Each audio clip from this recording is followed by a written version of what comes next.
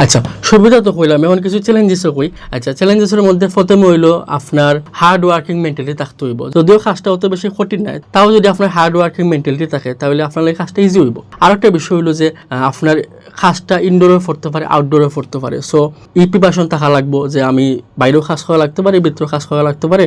সবসময় যে আমি আরামদায়ক অবস্থায় কাজ করবো এরকম নাই। আরেকটা জিনিস হইলো আপনার কর্মঘণ্টা হলো 10 ঘন্টা। 10 ঘন্টা আসলে মিডল ইস্টের ক্ষেত্রে এখন বা ইউরোপের ক্ষেত্রে এখন, ইভেন বাংলাদেশের ক্ষেত্রে অত বেশি ঘন্টা নাই, তাও খোয়ার লাগে খোয়া দেখ হইলাম। চ্যালেঞ্জেস তো বেশিও নাই, ওই হিসাবে আমি আপনাকে কইলাম 10 ঘন্টা থাকবো। আরেকটা বিষয় হলো অনেকে ওভার টাইম মাস্ট হয় যে ভাই ওভার টাইম মাস্ট থাকতে হইব। কিছু ক্ষেত্র বিশেষে আপনার ওভার টাইম নাও থাকতে পারে, কম থাকবে ওভার টাইম, তবে ওভার টাইম পাইবা। ক্ষেত্রে আপনার যে বেসিক স্যালারি আছে ওগুলো থেকে হয়তো অনেক ক্ষেত্রে আপনি ওভার টাইম করে বেশি টাকা ইনকাম করার সুযোগ আপনার নাও থাকতে পারে, কিন্তু বেসিক স্যালারি যেটা আছে ওটাও কিন্তু আমার মনে হয় এনাফ। আচ্ছা, ওই যে সমস্যাগুলোর কথা কইলাম, এগুলো আসলে তেমন কোনো সমস্যাও নাই, জাস্ট হওয়ার লাগে হওয়া। এই কোম্পানি যে সুবিধার তুলনায় এতে কোনো সমস্যাও নাই।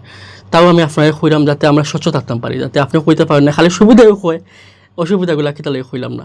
এর দিয়ে আমরা স্বচ্ছ থাকার লাগে আপনার খুঁটিনাটি জিনিসটাও কইলাম। আর লাস্টে কথাটা কইমু, ওই যে ভিডিও তৈরি করলাম, ওই ভিডিও তৈরি করার আগে অলরেডি একটা স্লট গেছে কি, এখনও খুব কম স্লট আছে। এগুলো বারবার কি তাহলে করলাম, কারণ যদি যায় গিয়ে তখন আপনি আমার খুঁজে আমি কিছু করতে পারতাম না। আপনি আফসোস করবা, হয়তো মনে মনে আমার লিখতে পারেন।